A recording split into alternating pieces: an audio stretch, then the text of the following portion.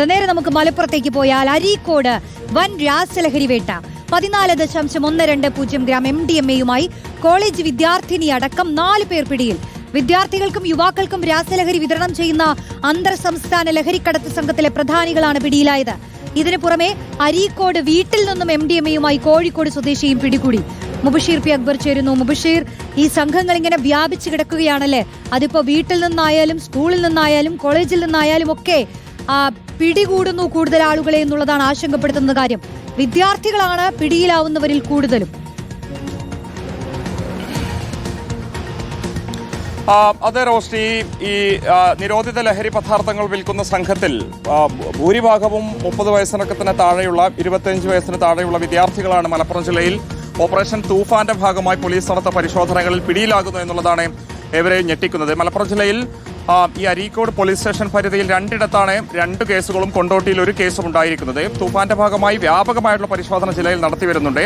ഇതിപ്പോൾ ജില്ലാ police മേധാവിയായുള്ള Chaitra Teresa ജോണിന് ജൽപ്പിച്ച ഒരു രഹസ്യവിവരത്തിന്റെ അടിസ്ഥാനത്തിലായിരുന്നു മലപ്പുറം അരീക്കോട് ഒരു പരിശോധന നടത്തുന്നതും 4 ആളുകളെ പിടികൂടുന്നതും. 14.120 ഗ്രാം MDMA-യുമായിട്ടാണ് കോളേജ് വിദ്യാർത്ഥിനി അടക്കം 4 പേരെ അരീക്കോട് പോലീസും ഡാൻസ് ഓഫും ചേർന്ന് പിടികൂടിയിരിക്കുന്നത്.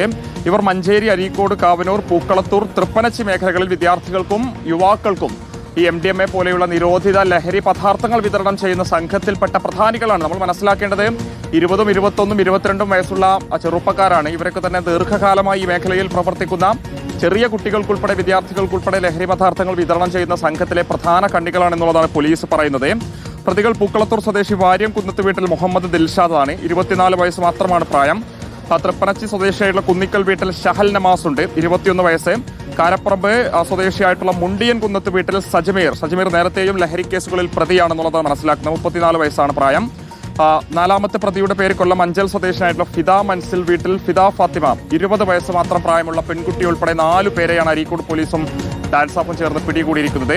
ഇതോടൊപ്പം തന്നെ അരീക്കോട് വെച്ച് തന്നെ വീട്ടിൽ വെച്ചും ഈ MDMA വിൽക്കാൻ ശ്രമിച്ച ഒരു യുവാവിനെയും പോലീസ് പിടികൂടിയിട്ടുണ്ട്.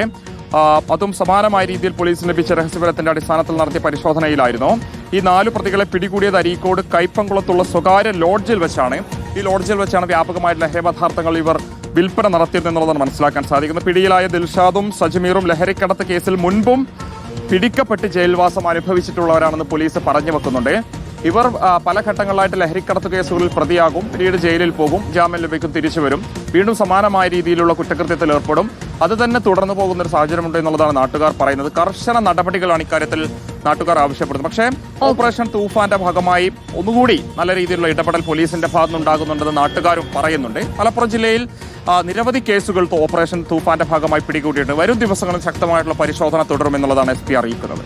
ഓക്കെ, അപ്പോൾ കോഴിക്കോടും മലപ്പുറത്തുമെല്ലാം പരിശോധനകൾ നടക്കുകയാണ്. വരും ദിവസങ്ങളിലും കൂടുതൽ കേസുകൾ, കൂടുതൽ അറസ്റ്റുകൾ, ഇതൊക്കെ നമ്മൾ കാണും.